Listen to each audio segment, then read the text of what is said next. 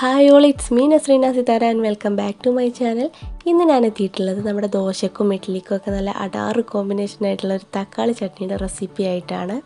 അപ്പോൾ വീഡിയോയിലേക്ക് കടക്കുന്നതിന് മുമ്പായി എൻ്റെ ചാനൽ ഇനിയും സബ്സ്ക്രൈബ് ചെയ്യാനുള്ളവരുണ്ടെങ്കിൽ ഒന്ന് സബ്സ്ക്രൈബ് ചെയ്തേക്കുക. തൊട്ട് കാണുന്ന ആ കുഞ്ഞ് ബെൽ ബട്ടൺ കൂടി പ്രസ് ചെയ്താൽ ഞാൻ അപ്ലോഡ് ചെയ്യുന്ന എല്ലാ വീഡിയോസിൻ്റെ നോട്ടിഫിക്കേഷനും നിങ്ങളുടെ ഫോണിലേക്ക് ലഭിക്കുന്നതാണ്. അപ്പോൾ നമുക്ക് നമ്മുടെ തക്കാളി ചട്നി എങ്ങനെയാണ് ഉണ്ടാക്കുന്നതെന്നൊന്ന് നോക്കിക്കളയാം. തക്കാളി ചട്നി ഉണ്ടാക്കാനായിട്ട് ഞാനിവിടെ 2 വലിയ സൈസ് തക്കാളി എടുത്തിട്ടുണ്ട്. പിന്നെ ഒരു 5 or 6 ചെറിയ ഉള്ളി, 3 അല്ലി വെളുത്തുള്ളി, 4 or 5 വറ്റൽമുളക്, മല്ലിയില, 2 കറിവേപ്പില. പിന്നെ ഞാൻ എടുത്തിട്ടുള്ളത് ഒരു ടീസ്പൂൺ മുളക് പൊടി, പെരിഞ്ചീരകം, ഒരു മുറി തേങ്ങ ചിരവിയത്,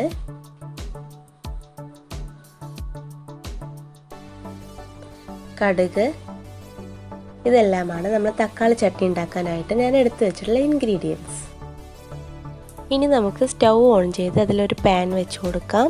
പാൻ നന്നായിട്ട് ചൂടായിട്ടുണ്ട്. ഇതിലേക്ക് ഞാൻ ആവശ്യത്തിന് വെളിച്ചെണ്ണ ഒഴിച്ചിട്ട് അതിലേക്ക് നമ്മൾ തൊലിയൊക്കെ കളഞ്ഞെടുത്ത് വെച്ചിട്ടുള്ള 3 അല്ലി വെളുത്തുള്ളിയും 5-6 ചെറിയ ഉള്ളിയും ചേർത്ത് കൊടുക്കുന്നുണ്ട്.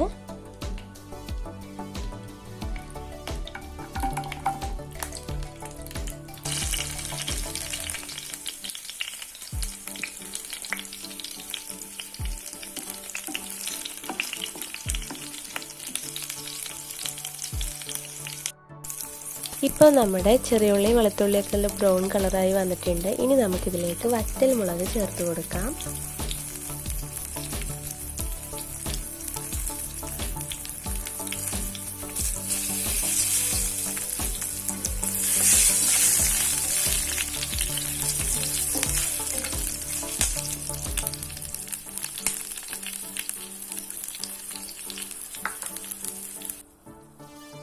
ഇനി അടുത്തതായിട്ട് നമ്മൾ കട്ട് ചെയ്തെടുത്ത് വെച്ചിട്ടുള്ള ടൊമാറ്റോ ചേർത്ത് കൊടുക്കാം.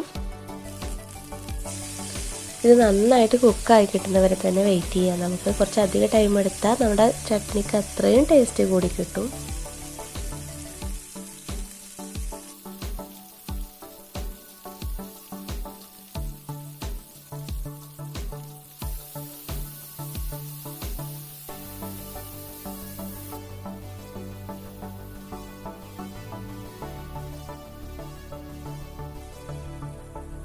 ഇനി നമുക്കിതിലേക്ക് പെരിഞ്ചീരകം ചേർത്ത് കൊടുക്കാം.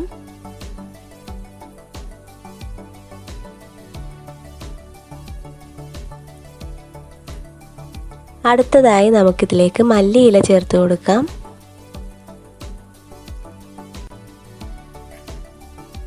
ഇനി നമുക്ക് എരിവിനനുസരിച്ച് മുളക് പൊടി ചേർത്ത് കൊടുക്കാം.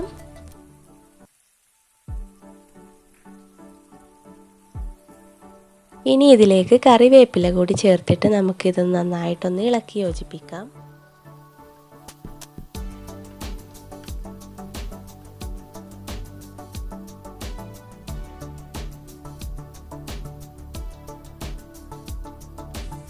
ഫൈനലി ഇതിലേക്ക് ഞാൻ ചിരകി എടുത്ത് വെച്ചിട്ടുള്ള തേങ്ങ കൂടി ആഡ് ചെയ്യുന്നുണ്ട്. എന്നിട്ട് നമുക്കിത് നന്നായിട്ടൊന്ന് കുക്ക് ചെയ്തെടുക്കണം. നമ്മുടെ തേങ്ങയൊക്കെ റോസ്റ്റ് ചെയ്യുന്ന ടൈമിലൊരു സ്മെല്ല് വരാറില്ലേ, ആ ഒരു ലെവലിലേക്ക് എത്തുന്ന വരെ നമുക്കിതൊന്ന് കുക്ക് ചെയ്തെടുക്കാം.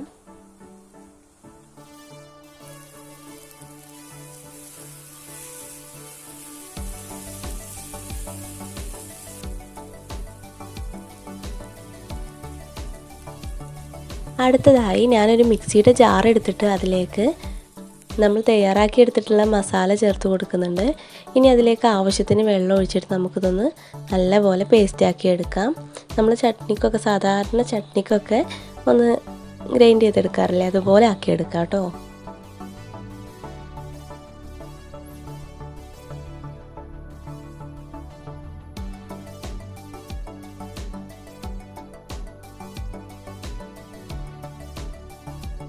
അപ്പോൾ ഫൈനലി നമുക്ക് നമ്മുടെ ചട്നി ഒന്ന് കടുക് പൊട്ടിച്ചെടുക്കണം.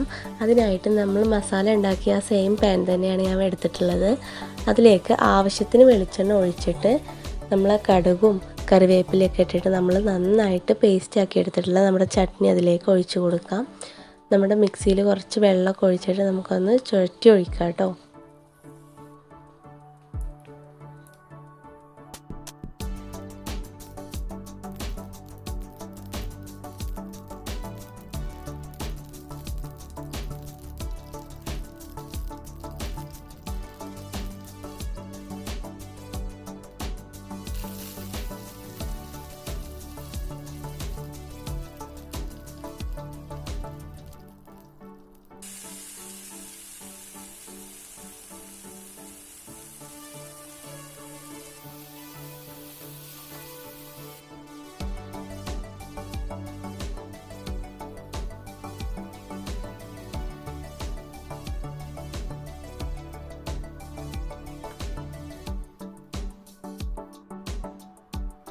ഇനി നമുക്കിതിലേക്ക് ആവശ്യത്തിന് ഉപ്പ് കൂടെ ചേർത്ത് കൊടുക്കാം.